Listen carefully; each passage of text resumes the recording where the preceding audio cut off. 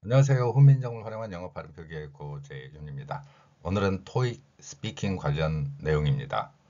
다음과 같은 원리에 의해서 설명되고 있다는 거 참고하시기 바랍니다. 오늘 강의는 단어, 문장 수준이 대학생일 수도 있다라는 거, 그리고 지식 수준을 대학생 수준에 맞춘 언어 표현들이 등장하게 됩니다. 따라서 오늘 내용 중에서는 실제로는 여러 가지 언어학 이론이라든가 아니면 본질적인 내용들에 대한 내용도 들어갈 수 있습니다. AI라는 것이 요즘 유행이죠. 인공지능으로 표현되고요. 그 인공지능의 가장 핵심적인 언어 습득 원리, 어떻게 해서 인공지능이 말을 하고 소리를 표현하고 글자로 나타내는지, 이 모델이 결국에는 GPT 언어학습 원리입니다. GPT가 대단한 어떤 체계가 아니고 인간들이 어떤 언어를 습득해서 사용하고 표현하는 과정에 대한 기본적인 원리입니다. 이 체계를 노암 촘스키라는 사람이 체계화해서 표현했고요. 따라서 그 사람의 이론 체계를 GPT에서 변형 생성 문법이라는 표현을 사용하기도 합니다. 인간이 가진 변형 생성이 가능한 원리가 바로 아래의 단어에 나와 있습니다. generative, 생성이라는 것이죠. 그 다음에 pre-trained, 미리 학습되어 있다는 것입니다. 인간이 태어나서 소리를 듣고 그 언어 모델을 학습을 하게 된다는 것이죠. 학습 과정이 인공지능 컴퓨터에 적용되기 때문에 이 학습을 거치면 언어 학습 모델을 익히면 언어적 표현이나 아니면 그림으로의 표현이 가능하게 된다는 것이죠. 그리고 트랜스포머, 변형을 일으킬 수 있다는 것입니다. GPT 언어 모델에 대한 내용도 따로 강의되어 있는 것을 여러분들이 참고하시면 됩니다. 자, 여기에서 우리가 언어를 습득하고 언어를 훈련받은 과정이 무엇인가 하는 것이죠. P로 표현되는 pre-trained, 미리 훈련받은이라는 뜻입니다. 인공지능 모델에서 미리 학습을 시킨다는 것은 굉장히 중요하지요. 다양한 지식 정보를 습득하고 그 언어 모델로 표현하는 과정을 거친다는 것이죠. 미리 학습은 우리가 태어나서부터 부모님들이나 주변 사람들을 통해서 언어 습득을 하게 되고요. 그 언어를 표현하게 됩니다. 글로 표현하는 과정도 마찬가지죠. 글자 기호를 인식하고 그 훈련된 체계를 바탕으로 표현하게 되는 것입니다. 자, 그런데 만약에 우리의 학습이 잘못되어 있다면 어떻게 될까요? 잘못된 오류가 입력되어 있다면 어떻게 될 것인지, 오늘 여러분들과 함께 대학생 수준의 강의라고 말씀드린 이유이기도 합니다. 여기에서는 오류가 입력되어 있다면 여러분들이 배운 언어 체계와 언어 습득 능력에 잘못이 있었다면 어떻게 될 것인가? 이 부분입니다. 이 과정을 거치겠죠. 프리-트레인드에서 오류 입력의 과정이라는 것입니다. 자, 무엇이 잘못인가 하는 것이죠.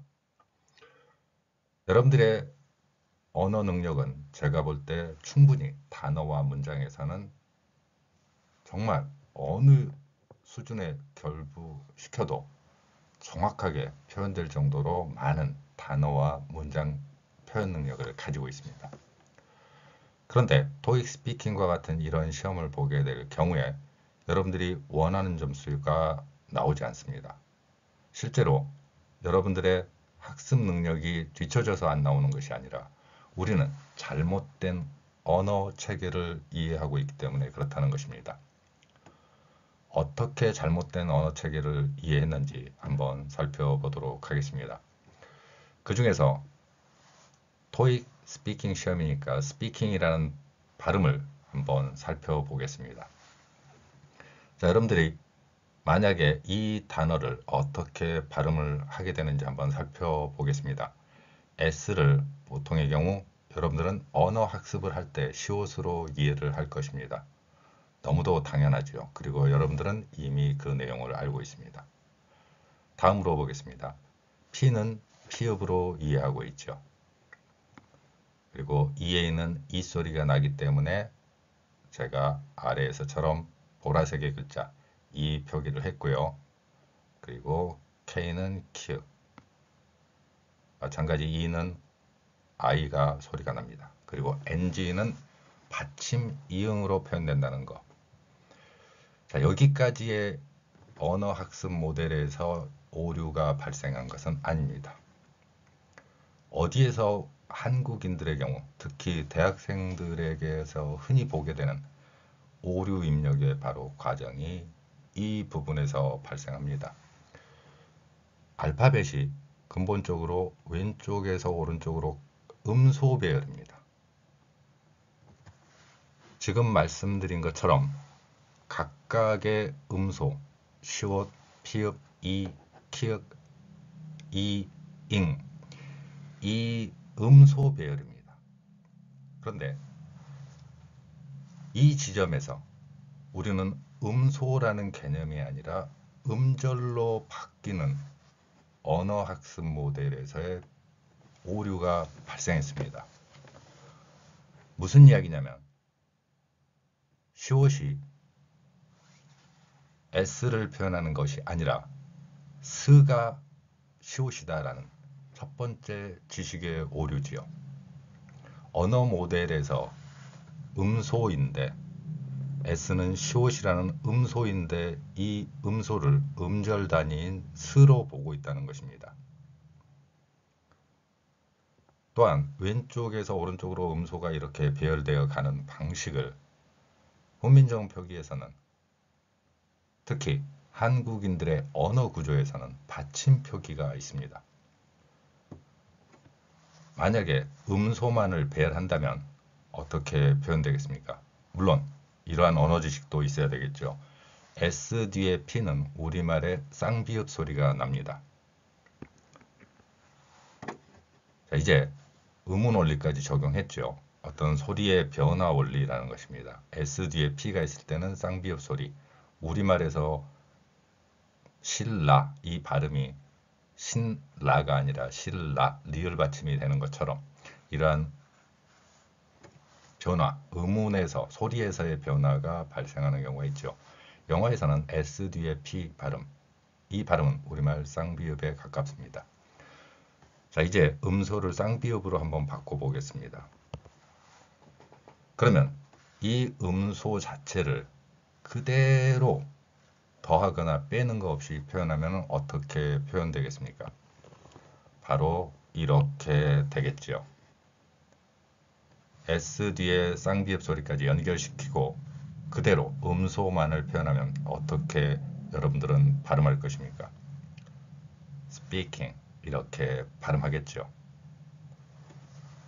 그런데 이 과정에서 음절로 바꾸는 단 하나의 훼손 원리가 작동합니다. 일제강점기를 거치면서 이 음소를 음절로 보는 일본어 방식의 소리 표현 원리가 작용하면서 이 발음을 스피킹이라고 하고 있죠. S와 스의 차이, 시옷과 스의 차이 간단해 보이지만 다음에 받침표기라든가 이런 내용하고 연관지으면 엄청 그 소리가 중요하다는 것을 알게 될 것입니다. 그러면 음소를 더하거나 빼는 거 없이 일본어 방식에서 발음, 이러한 발음 원리가 아니라 음소 자체로서만 그대로 표현하면 speaking 이렇게 한국인들은 발음할 수 있다는 것입니다. 첫 번째 원리입니다. 대학생들 수준에서 토익 스피킹을 시험을 볼 때 이제 스피킹이 아니라 스피킹이라는 발음도 함께 여러분들이 사용해 보시면 달라진 소리를 이해할 수 있을 것입니다. 앞에서처럼 첫 소리에 받침이 겹치는 경우가 있지만 and I 이 발음과 같은 경우에는 어떻게 되겠습니까? 각각의 소리를 음소로 표현해 보겠습니다. A는 에 소리가 나고요. N은 니은, 그리고 D는 디귿으로 됩니다. 여기까지만 놓고 본다면 이 글자는 바로 이렇게 받침에 두 개가 표현되겠죠. 음소에 더하거나 빼는 거 없이 그 자체로서 담백하게 표현하는 원리입니다. 그런데 여기에서의 또 다른 오류가 발생을 하지요. 자음 겹치는 상황, 알파벳은 자음이 필연적으로 겹칠 수밖에 없습니다. 자음이 3개, 4개가 겹치는 경우도 생기지요. 그렇지만 알파벳은 무조건 그 음소를 왼쪽에서 오른쪽으로 쭉 배열하기 때문에 그들 글자 체계에서는 오류가 없습니다. 이러한 알파벳의 체계를 한국인들이 이해하는 과정에서는 중간 부분에 소리 호흡이 중단되는 것을 볼 수 있죠. 그리고 그 원리를 세종대왕은 받침표기의 원리로 표현했습니다. 알파벳과 근본적으로 달라지는 지점입니다. 알파벳은 단순히 왼쪽에서 오른쪽으로 표현되고요. 그런데 이제 뒤에 소리하고 연결될 때 우리는 이 받침이 또 다른 역할을 한다는 것입니다. 유명한 노래 중에 and I 발음을 웬 다이아라고 듣는 경우가 있습니다. 웬 다이아야 이렇게 and I로 연결될 때 이 경우에 한국인들의 경우는 웬 다이아라고 발음을 듣는 경우가 있고요. 이 발음의 원래 일본어 방식으로 표현하면 and I 이렇게 발음한다는 것이죠. 그러면 이 일본어 방식의 표기와 제가 지금 표기한 받침의 두 개의 차이점은 무엇인가 하는 것이죠. 일본어 방식에서 보면 이렇게 자음이 겹쳤을 때 억지로 모음 을을 넣는 것을 볼 수 있습니다. 따라서 이 발음이 연결되는 원리에서 and i가 되느냐, and i가 되느냐 이 차이죠. and i가 될 수 있는 발음이냐, and i인가 하는 것이죠. 사소해 보이지만 이 받침 표기를 무시하고 받침 표기 대신에 모음 을을 추가하는 이 원리가 여러분들이 언어 학습을 할 때 처음으로 잘못 배운 언어 체계가 되는 것입니다. 오랫동안 그 언어 표현 체계를 유지했기 때문에 여러분들이 토익 스피킹을 할 때 높은 점수를 기대하기 어려운 이유이기도 하죠. 뛰어난 훈민정음 표기를 파괴하고 일본어 방식으로 변경시켜버린 이 과정이 있었기 때문에 문제가 생기는 것입니다. 왼쪽에서 오른쪽으로 알파벳은 단순히 흘러가지만 우리의 글자 표기에서는 받침 표기로 그 소리 호흡의 단위를 마무리 짓는 것입니다. 그리고 받침으로 되어 있던 소리가 뒤에 모음을 만나면 그 받침이 연결되어서 재구시를 한다. 이 원리입니다. 이제 자음이 겹치는 3개 겹치는 글자 표기를 한번 보겠습니다. F-I-R-S-T, R-S-T가 겹쳐 있죠. 그리고 모음은 하나입니다. 이 소리들은 다음과 같은 원리를 가지고 있습니다. F에 해당하는 소리에는 우리말에 없습니다. 이 소리가 없기 때문에 저는 이 문제를 해결하는 방법으로 피읍 아래에 작은 동그라미를 쳐서 나타내고 있습니다. 여러분들이 언어 학습을 통해서 어느 정도 이해하고 있을 것이라고 생각을 하고요. 영어의 F 소리는 명확하게 윗니로 아랫입술을 물고 계속해서 마찰을 일으키는 소리의 특성을 갖습니다. 이러한 발음 원리는 우리말에 없습니다. 그렇기 때문에 저는 피읍 아래에 작은 동그라미를 쳐서 이 소리를 표현했습니다. 다음에 I는 발음이 나고요. R은 리을로 보통 인식하지만 실제로는 로나 루가 섞이는 경우도 있습니다. 그리고 S 소리가 시옷이고요. T는 티읕입니다. 그러면 알파벳은 무조건 이렇게 왼쪽에서 오른쪽으로 쭉 음소를 배열하는 단 하나의 원칙입니다. 이제 한국인들의 경우에는 문제가 생겼죠. 자음이 겹치는 상황입니다. 이렇게 자음이 겹치는 상황을 다음 페이지에서는 일본인들의 방법, 그리고 한국인들이 일본 언어의 표현으로 인해서 일제강점기에 형성된 발음 표기를 같이 살펴보도록 하겠습니다. 자, 원래의 발음입니다. 그러면 F라는 소리가 피읍 아래에 작은 동그라미를 쳐서 나타낸 이 글자고요. 각각의 음소를 더하거나 빼는 것 없이 그대로 글자로 표현해 보겠습니다. 여기까지 표현될 것이고요. 이렇게 받침에 3개의 글자를 표현할 수 있다는 것입니다. 그러면 세종대왕은 저 글자를 어떻게 표현하고 이해했을까 하는 것이죠. 이렇게 표현하는 원리를 가졌다면 바로 이렇게 발음을 한다는 것이죠. 자, 한 번의 호흡입니다. fir까지는 같이 한 번의 소리가 난다고 생각을 해보시기 바랍니다. 그리고 시옷과 티읕은 흘리는 소리입니다. 소리가 시작되어서 끝나는 과정에서 fir까지는 강하게 소리가 나고 약하게 시옷과 티읕을 발음하는 것입니다. 자, 그러면 같이 한번 해보도록 하겠습니다. F 발음은 윗니로 아랫입술을 무시고 그 상태에서 발음을 진행하는 것입니다. First 이렇게 발음하는 것이죠. First 윗니로 아랫입술을 물고 fir까지 발음을 하시고 시옷과 티읕을 소리내는 것이죠. 알파벳은 무조건 왼쪽에서 오른쪽으로 가지만 이렇게 받침으로 표기한 그 받침들은 명확한 소리가 아니라 이렇게 흘리는 소리처럼 표현될 수 있는 자음의 충돌도 방지하는 것이죠. 이 표기 원리로 first 이런 발음을 표현할 수 있는 것입니다. 그런데 토익 스피킹을 여러분들이 연습할 때 문제가 되는 발음들이 있습니다. 이 방식이 일본인들이 언어를 습득하는 과정, 현재에도 그렇습니다. 이 모델을 제가 그대로 우리말 표기에 적용되는 사례를 보여드릴 것입니다.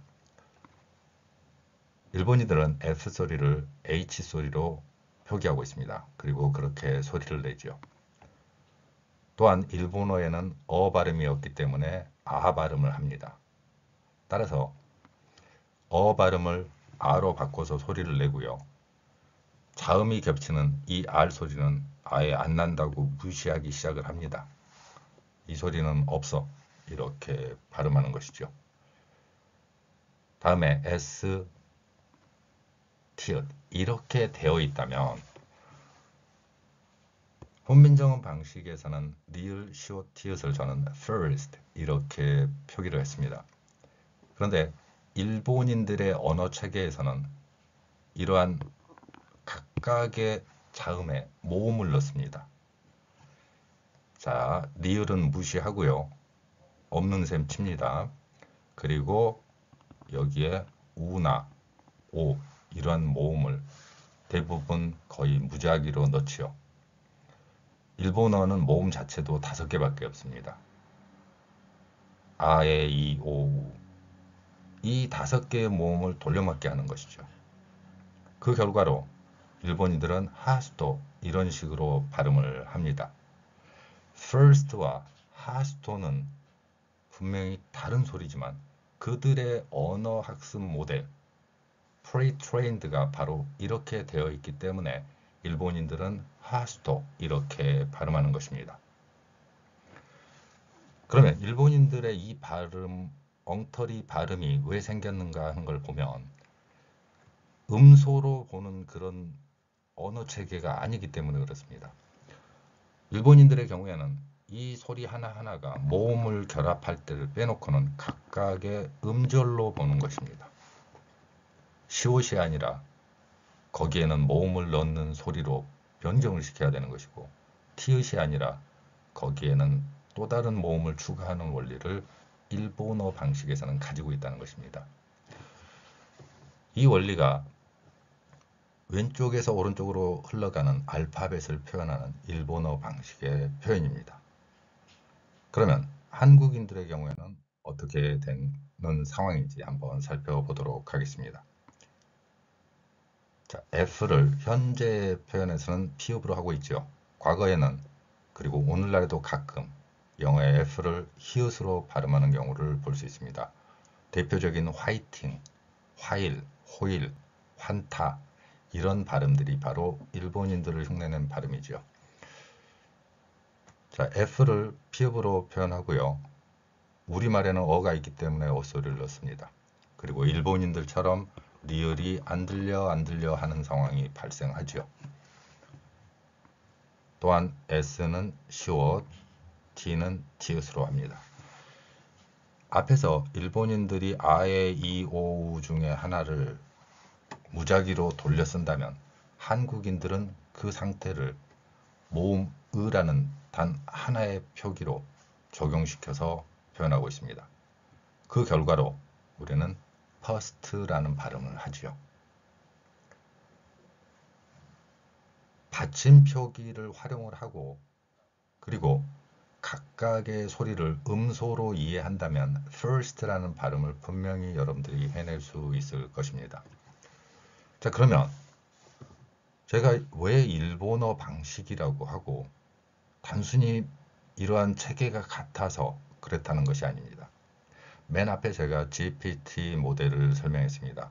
언어 학습에서의 잘못된 정보 입력, 그리고 그 과정이 반복되면 그 내용이 정상적인 상태로 변경이 됩니다. 왼쪽에서 오른쪽으로 흘러가는 음소, 이 음소를 음절로 이해하지 못하는 과정이죠. 왜 그랬느냐? 바로 여기에 그 증거 자료가 있습니다. 일제강점기에 형성된 외래어 표기법 통일안에서 명백히 받침 표기 대신에 을을 넣고 자음 충돌되는 상황에서 을을 넣는 표기 원칙, 이러한 언어학 체계가 형성이 된 것입니다. 이 방식으로 변경시키면서 우리의 발음이 일본인들의 발음처럼 된 것이죠. 또한 글자 표기 역시 훈민정음 방식의 음소를 위아래로 표현하는 원리가 아니라 훈민정음 방식을 훼손하는 근본적인 원리가 됩니다. 그 방식이 받침에도 적용되죠. 홀소리 을을 붙이거나 받침을 7개로 제한을 해버리죠. 원래 소리에 있던 소리를 다 무시하고 받침을 7개만 사용한다는 그러한 원리 체계로 변경을 시켜버립니다. 바꿔 말하면 한국인들은 원래 소리를 그대로 음소를 음절로 나타내서 표현할 수 있는 훈민정음이라는 뛰어난 글자 체계를 가지고 있었습니다. 그런데 이 글자 체계를 음절 단위의 일본어 방식으로 바꾸면서 그 표기에 을을 넣고 비읍을, 예를 들면 P와 B를 비읍으로 변경시켜 버리는 이러한 과정을 거치게 되는 것이죠. 따라서 여기에서 볼 수 있듯이 이러한 오늘날에도 거의 그대로 쓰이는 글자 표기와 소리 발음이 형성된 것입니다. 세종대왕이 표기한 원리가 아니지요. 명백히 일제강점기에 이러한 글자체계 원리로 변경시켜버린 것입니다. 이러한 언어 습득 체계를 여러분들이 프리트레인드를 했다라는 것이죠. 특히 대학생이 되어가지고 여러분들이 외국어 시험이나 아니면 영어 시험 같은 경우를 보게 될 때 말로 표현하는 과정에서 일본인들처럼 발음하는 원리가 된 것입니다. 물론 한국인들의 뛰어난 언어 능력으로 인해서 일본인들보다 낫잖아요. 자, 그러면 이러한 외래어 표기법 통일안을 주도적으로 참여한 사람이 바로 저는 그 오구라 신페이라는 사람으로 표현하고 있습니다. 물론 그 외에도 있지만 이 사람의 언어 체계를 학습한 사람들, 한국인의 경우도 외래어 표기법에는 3명이 참여를 했습니다. 그들 역시 오구라 신페이의 제자고요. 특히 오구라 신페이라는 사람이 우리나라 언어학 체계에서 상당히 많은 악영향을 끼친 사람이기죠. 이러한 외래어 표기 원리가 외국어 학습에도 그대로 적용되고 있다는 것을 볼 수 있습니다. 그 결과로 외래어 표기법 통일안에는 안타깝지만 이러한 글자 표기의 기본 원리로서 세종대왕에 감사하는 것이 아니라 오구라 신페이와 같은 사람들에게 감사한다는 표현이 적혀 있다는 것이죠. 물론 한글 맞춤법 통일안 이 내용과는 약간 구별된 지점이 많이 존재한다는 것도 사실입니다. 따라서 한글 맞춤법 통일안이 아니라 외래어 표기법 통일안에 대해서 제가 여러분들께 말씀드리고 있는 것입니다. 이러한 일본어 방식의 표기 원리가 오면서 우리 문자 표기에서도 혼란을 겪지요. 자, 여러분들이 대학생 수준의 언어 능력을 가지고 있다면 분명히 이러한 논리 체계를 여러분들이 제시할 것입니다. 대표적인 영어 단어입니다. G는 기억이고요. O는 웃소리가 납니다. 그리고 D는 아무리 생각해도 뭐라고 생각해도 누가 뭐래도 우리말 디귿에 좀 가깝다 이렇게 생각을 할 것입니다. 이러한 디귿 소리는 영어의 D와는 목젖이 울리는 알파벳 D 소리와 구별되는 지점이 있습니다. 그렇지만 비슷하게 디귿 소리에 가깝다. 누구나 여러분들을 이해할 것입니다. 그런데 우리의 표기는 어떻습니까? 왼쪽에서 오른쪽으로 흘러가는 알파벳을 훈민정음 방식으로 표기하는 과정. 이 과정이 바로 잘못되어 있다는 것이죠. 자, 굿에 해당하는 이 발음의 발음 표기는 시옷입니다. 현재 외래어 표기법에서 그렇다는 것이지요. 그 원리가 바로 앞에서 설명한 일본어 방식의 표기 원리, 받침 표기 원리가 작동하기 때문에 그렇습니다. 자, 그러면 여러분들이 처음에 제가 말씀드린 것, 대학생 수준의 영어 학습을 하셨기 때문에 여러분들은 우리말에 없는 이런 소리들을 이해할 것입니다. 앞에서 F는 제가 피읍 아래에 작은 동그라미를 쳐서 표현한다고 했습니다. 다음에 윗소리는 어떻게 할 것인가? 자, 여러분들이 이런 소리들이 우리말에 없다는 것을 알고 있기 때문에 제가 이렇게 명확하게 우리말에 없는 소리에는 다른 글자 표기로 표현해서 제시하고 있습니다. 윗소리는 비읍 아래에 작은 동그라미를 쳐서 표현했고요. 영어의 Z 소리는 세모 모양의 글자, 훈민정음 창제 당시에 있었던 반치음이라고 표현되는 글자지요. 또한 윗니하고 아랫니 사이에 혀를 물고 차를 일으키면서 내는 소리, 이 소리에는 시옷 아래에 작은 동그라미, 같은 소리 방식으로 목젖이 울리는 소리에는 디귿 아래에 동그라미를 표현해서 제가 다른 동영상에서 혹은 다른 강의에서 설명드리고 있습니다. 그러면 이러한 글자 표기까지 적용해서 훈민정음 방식으로 표현하는 문장을 통해서 여러분들이 토익 스피킹 관련되는 발음 연습과 듣기 평가를 연습해 보셨으면 좋겠습니다. 나의 좋아하는 혹은 내가 좋아하는 음식, 노래 이런 것들을 표현할 때 하는 발음이죠. 이 단어를 가져온 이유는 우리말에 없는 F 발음과 V 소리가 연결되어 있기 때문에 그렇습니다. 그러면 이 소리를 어떻게 발음할 것인가? 이러한 원리로 하지요. 자, M은 미음이고요. Y는 I로 소리가 납니다. F는 피읍 아래에 작은 동그라미를 친 글자 표기로 표현했고요. A는 A로 소리가 납니다.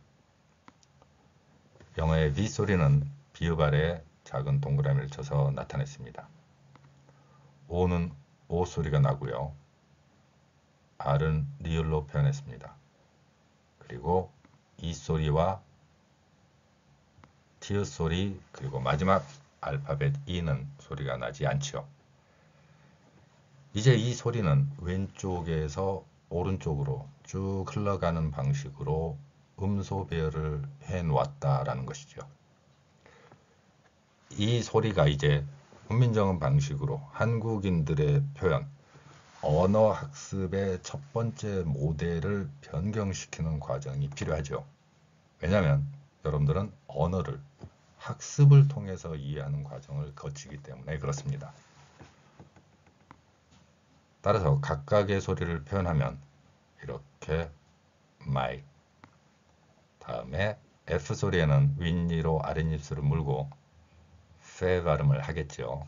그리고 fey, vo 소리가 연결될 것입니다. 또한 받침으로는 티읕까지 표현한다면 각각의 소리가 이렇게 완성이 되겠죠. 여러분들의 언어 구조에서 오류 발음으로 작용되는 일본인 언어 체계를 변경시키는 과정, 이 과정만 거친다면 여러분들의 언어 표현은 한 단계 분명히 상승한 것을 볼 수 있을 것입니다. 이 글자를 발음을 해본다면 my favorite 이런 발음이 된다는 것이죠. 우리말에 없는 소리, 이 소리에도 각각의 글자를 표현했고요. 알파벳은 왼쪽에서 오른쪽으로 단순히 음소를 배열하는 방법이라면 훈민정음 표기는 소리의 호흡을 일정한 지점에서 중단시키고 연결시키는 이러한 과정으로 표현된다는 것이죠. 앞에서 GPT 모델에서 살펴본 것처럼 우리는 pre-trained에서 명백히 일제강점기를 거치면서 훈민정음 방식이 아닌 일본어 방식으로 변경된 외래어나 외국어 학습 원리를 마주했을 것입니다. 여러분들은 단순히 오늘 이 강의를 반복적으로 실현하고 연습해 보신다면 여러분들이 충분한 언어 능력을 가지고 있기 때문에 단어나 문장을 그대로 발음할 수 있을 것이라고 확신합니다. 감사합니다.